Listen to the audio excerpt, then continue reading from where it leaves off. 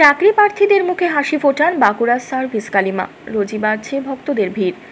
বাঁকুড়ার সার্ভিস কালী মন্দিরে প্রতিদিনই বাড়ছে ভক্তদের ভিড়।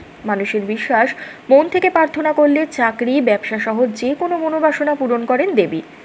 আর তাই শুধু স্থানীয়রা নয়, রাজ্যের বিভিন্ন জেলা এমনকি ভিন রাজ্য থেকেও ভক্তরা ভিড় করেন দেবীর মন্দিরে। আর মনোবাসনা পূর্ণ হওয়ার পর সাধ্যমতো উপহার সহ মায়ের কাছে পুজোও দিয়ে যান তারা। পড়াশোনা শেষ করে পড়াশোনা চালানোর পাশাপাশি অনেকেই সরকারি চাকরির চেষ্টা করেন। যদিও সরকারি চাকরি তো আর মুখের কথা নয়, তার জন্য করতে হয় কঠোর পরিশ্রম, লাগে চরম অধ্যাবসায়। আবার যোগ্য হয়ে অনেক সময় মেলে না কাঙ্ক্ষিত চাকরি, কারণ বিভিন্ন সময় নিয়োগের ক্ষেত্রে উঠেছে বেনিয়ম এবং দুর্নীতির অভিযোগ।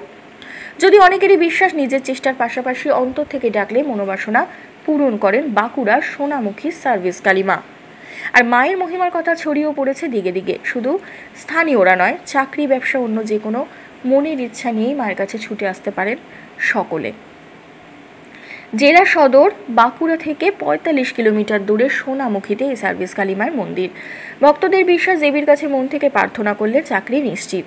আর তাই বছরভর চাকরির আশায় এই মন্দিরে অসংখ্য ভক্তের ভিড় লেগেই থাকে। তাদের আরও বিশ্বাস, মন্দিরের মা খুবই জাগ্রত, তাই প্রত্যেকেই মায়ের কাছে নিজের মনের বাসনার কথা জানান। আর মনোবাসনা পূর্ণ হলে সামর্থ্য মতো উপহার সহ পুজো দিয়ে যান দেবীকে।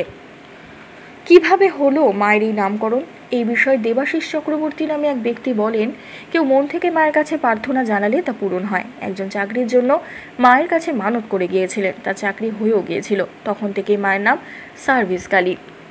মন্দিরের পুরোহিতের কথায় ভক্তি ভরে ডাকলে মা সাড়া দেবেন।